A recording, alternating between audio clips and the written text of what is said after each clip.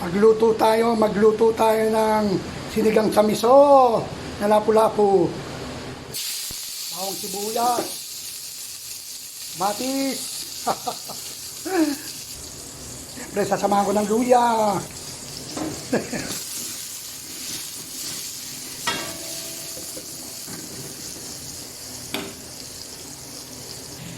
Patis pampabango sa kapitbahay. Hindi mawawala yan sa menu Johnny sa Ibilingen.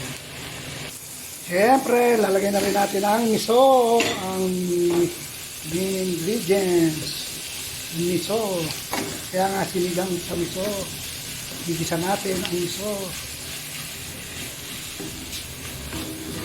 Okay.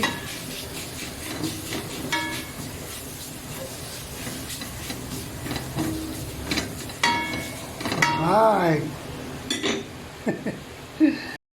Gisado na, lagyan na natin ng water. Ayos, sarap siguro nito. Masustansya yan, miso yan eh. Oh, di ba? Yun, oh. Parang kulang ata, oh. Kulang sa water. Dagdagan natin. Pero, mamaya na siguro. Pagamulo na. Ngayon na nga. Right. Ayos. Kumukulo. Convincing. Lagyan na natin ang sili at ang pampasin. Right.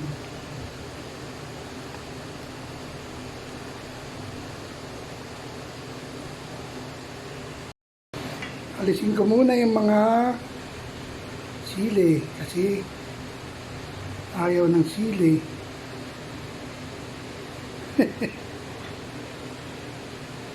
Baka umanghang. Yari tayo doon.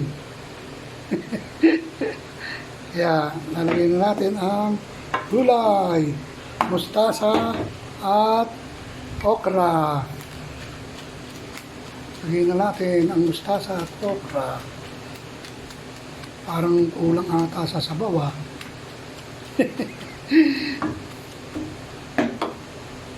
Lagyan natin konti. Ayan.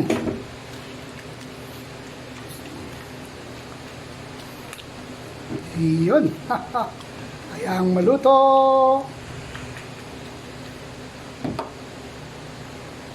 Siyempre, sasabay na natin ang lapu-lapu. Ang laki. Lutong bara-bara. Alright. May maliit pa. Anak nila yan. Mag-asawa yan. Ito babae, ito lalaki. Yung anak nila. Alright. Happy big family.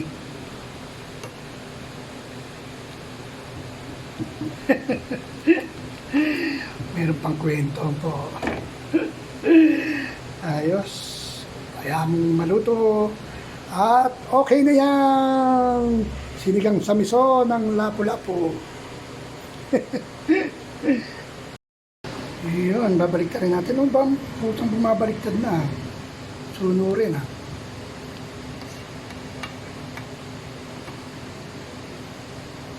Ayos. Konti na lang. Luto na yan. Sinigang sa miso. Lapu-lapu. Luto na! Nakaluto din ako. Nagkaroon din ng content. Ayos! Thank you for watching. I love you all. Bye-bye! Luto na yan. Alright. Sinigang sa miso. Ano ba yun? Lapu-lapu. Pag na-overcook yan, drop yan. Kaya, okay na yan. Thank you for watching. I love you all. Bye-bye. Doble na, gani boy.